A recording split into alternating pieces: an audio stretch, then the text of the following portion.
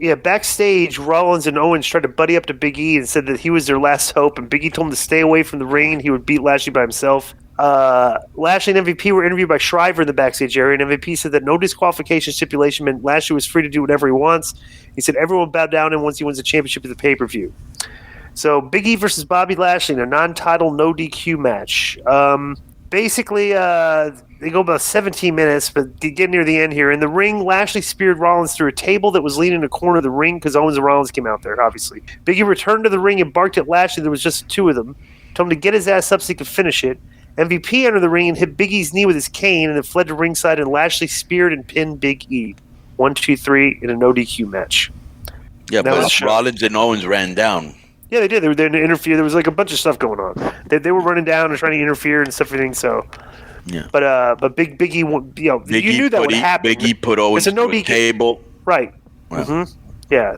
A lot of stuff, but it's a typical no DQ. They did a million things, so whatever. Right. This was probably the best match of the night too. What did you do? What did you think of the show? Any comments here, Billy?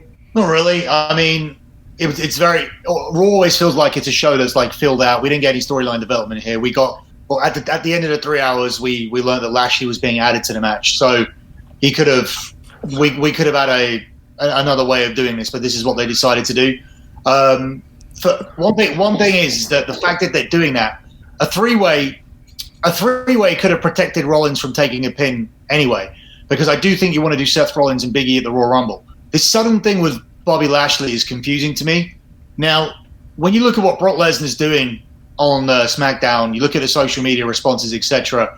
You look at the fact they're doing the match at day one. I don't know this for a fact. This isn't a piece of news. But do you think there's any way that they turn around, again, especially given the Raw ratings, which are around about 1.55, which is really bad, and a 0.36 in the demo? What was it this week? 1.5. Terrible. Yeah, but there was another good, but there was another good Monday Night Football game this week. That was a good game. Right, but still, that's a formula that I found out when I was doing when I used to get the ratings when I was writing for WCW.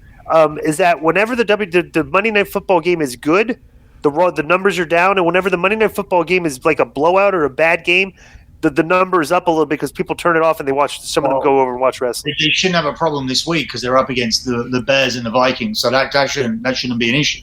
I'm surprised that's even on Monday. But my point is that it seems very sudden and shoehorned for Lashley to be back in all of a sudden, and to me, with Brock being so popular on social media as a babyface, and you knowing that you don't want to take the belt off Roman, is there any way you get through that feud at day one and then do another match at the Royal Rumble, and somehow you get to this big fantasy match that I don't know why people want to see it, but they do, and it's Brock Lesnar just moves over to Raw and faces Bobby Lashley at Mania, and you do Drew McIntyre and Roman, and that way you make Mania as big as possible on both sides? Is there any way that this is the fast track, what they're trying to do?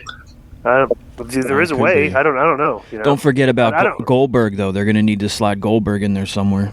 Oh, yeah, that's right. Forgot about that. And Roman has said, I find it very difficult.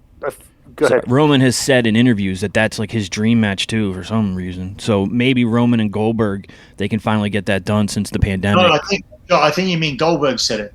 No, I think Roman said it. Roman said it in an interview, too, yeah. Oh, really? Yeah. Yep. Well, it'll happen because Roman is getting what he wants there lately. I think that will happen at the April Saudi show. There you go. I really think that will be a Saudi thing. Yeah. Because I can't see Goldberg getting the right response in the US. Probably not. Yeah.